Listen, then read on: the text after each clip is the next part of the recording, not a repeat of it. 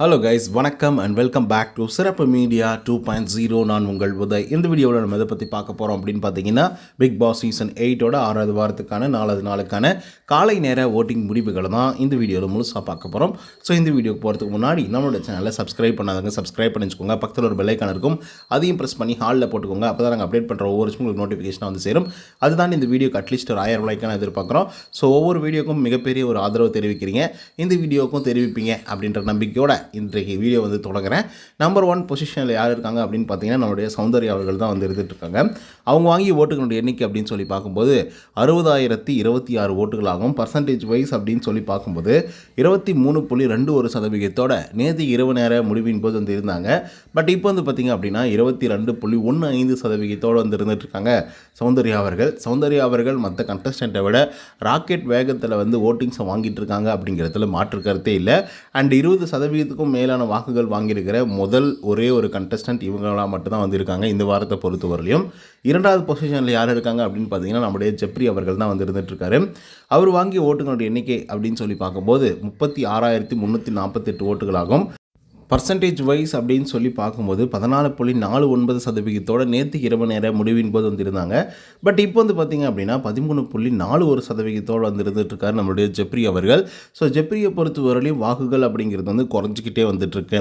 அதுக்கடுத்த 3வது பொசிஷனில் யாராக இருக்காங்க அப்படின்னு பார்த்தீங்கன்னா, ராணுவ அவர்கள். அவர் வாங்கிய ஓட்டுகளுடைய எண்ணிக்கை அப்படின்னு சொல்லி பார்க்கும்போது 32,641 ஓட்டுகளாகும். பர்சன்டேஜ் வைஸ் அப்படின்னு சொல்லி பார்க்கும்போது 9.05% நேற்று இரவு நேர முடிவின் போது வந்து இருந்தாங்க. பட் இப்போ வந்து பார்த்திங்க அப்படின்னா 12.04% வந்து இருந்துகிட்ருக்காரு நம்மளுடைய ராணுவ பிரதர் அவர்கள். என்னடா சொல்கிற, ராணுவ 3வது பொசிஷனா அப்படின்னு சொல்லி நீங்கள் கேட்கலாம்.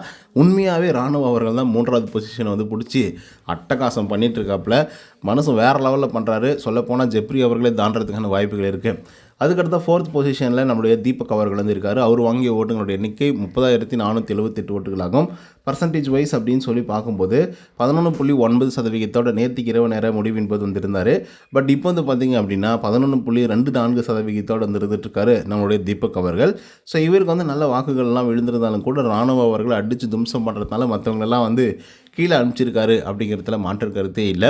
அதுக்கு அடுத்த பொசிஷனில் யார் இருக்காங்க அப்படின்னு பார்த்தீங்கன்னா, நம்மளுடைய ஜாக்லின் அவர்கள் 5வது பொசிஷனை பிடிச்சிருக்காங்க. அவங்க வாங்கிய ஓட்டுகளுடைய எண்ணிக்கை 25,803 ஓட்டுகளாகும். பர்சன்டேஜ் வைஸ் அப்படின்னு சொல்லி பார்க்கும்போது 9.81% நேற்று இரவு நேர முடிவின் போது வந்து இருந்திருக்காங்க. பட் இப்போ வந்து பார்த்திங்க அப்படின்னா 9.52% வந்து இருந்துகிட்ருக்காங்க நம்மளுடைய ஜாக்லின் அவர்கள். ஸோ ஜாக்லினை பொறுத்தவரையிலும் ஒவ்வொரு நாட்களும் வாக்குகள் அப்படிங்கிறது வந்து குறைஞ்சிக்கிட்டு போயிட்டே இருக்குது. சொல்லப்போனால் 13% ஆரம்பித்து நம்மளுடைய ஜாக்லின் அவர்கள் இப்போதைக்கு 9% வந்து இருக்காங்க.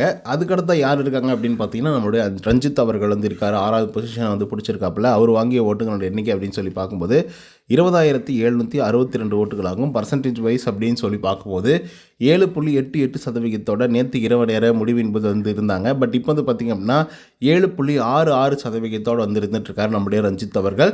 ஸோ ரஞ்சித் அவர்களை பொறுத்தவரையிலையும் ஃபஸ்ட்டு 1 or 2 வீக்ஸ்க்கு அப்புறம் வந்து பெருசாக வந்து ஜொலிக்கவே இல்லையோ அப்படிங்கிற மாதிரி வந்து தோணுச்சு. சில இடங்களில் காமெடியெலாம் கூட செஞ்சுட்டு இருந்தாலும் கூட நிறைய இடங்களில் வந்து ஒர்க் அவுட்டும் ஆகிடுந்தது. பட் இருந்தாலும் கூட அது மட்டுமே போதுமா அப்படின்னு கேட்டிங்கன்னா கண்டிப்பாக போதாது. அதனால தான் அதே பொசிஷனில் இருக்காப்புல.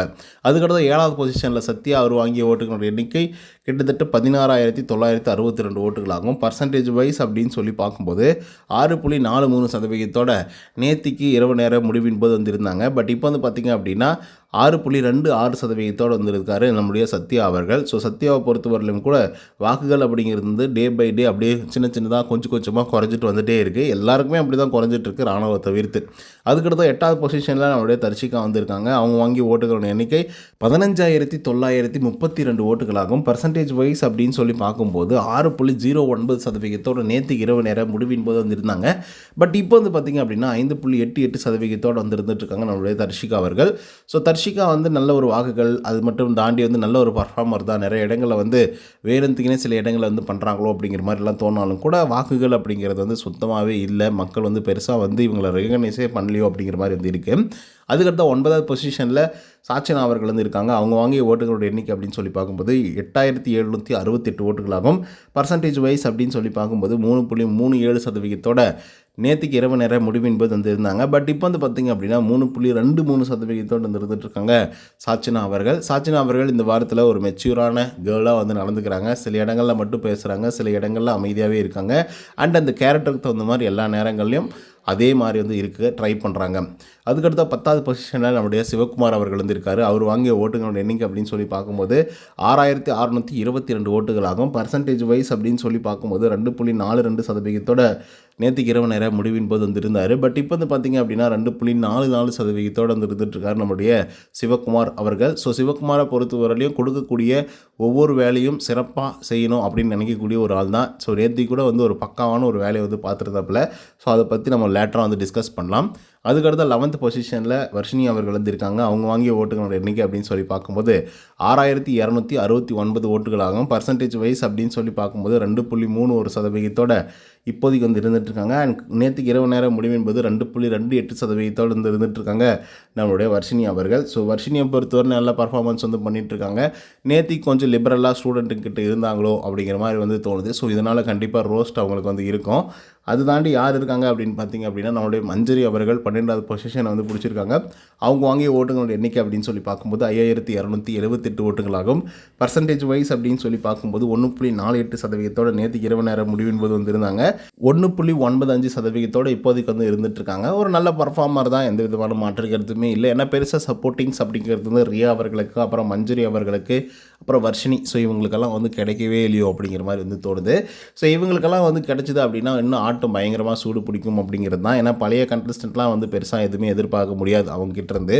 அதுக்கடுத்தா 13வது பொசிஷனில் ரியா, அவங்க வாங்கிய ஓட்டுகளோட எண்ணிக்கை அப்படின்னு சொல்லி பார்க்கும்போது 5154 ஓட்டுகளாகும். பர்சன்டேஜ் வைஸ் அப்படின்னு சொல்லி பார்க்கும்போது 1.84% நேற்றுக்கு இரவு நேர முடிவின் போது வந்துட்டு இருந்தாங்க. பட் இப்போ வந்து பார்த்திங்க அப்படின்னா 1.9% வந்து இருந்துட்டு இருக்காங்க ரியா தியாகராஜன். ஸோ இவங்களை பொறுத்தவரையிலும் ஒரு நல்ல வாக்குகள் வாங்கியிருக்காங்களோ அப்படின்னு கேட்டிங்கன்னா கண்டிப்பாக வாக்குகள்லாம் ஒன்றுமே பெருசாக வாங்கவே இல்லை அப்படின்னு தான் வந்து சொல்லி ஆகணும். நேற்றுக்கெல்லாம் பார்த்தீங்கல்ல, ஒவ்வொரு சண்டையிலும் ஒவ்வொருத்தரும் எப்படியெல்லாம் எகர்னாங்க, எப்படியெல்லாம் கதறினாங்க, ஐயோ பர்ஃபார்மன்ஸாக போட்டு தாக்குனாங்க பாருங்கள்.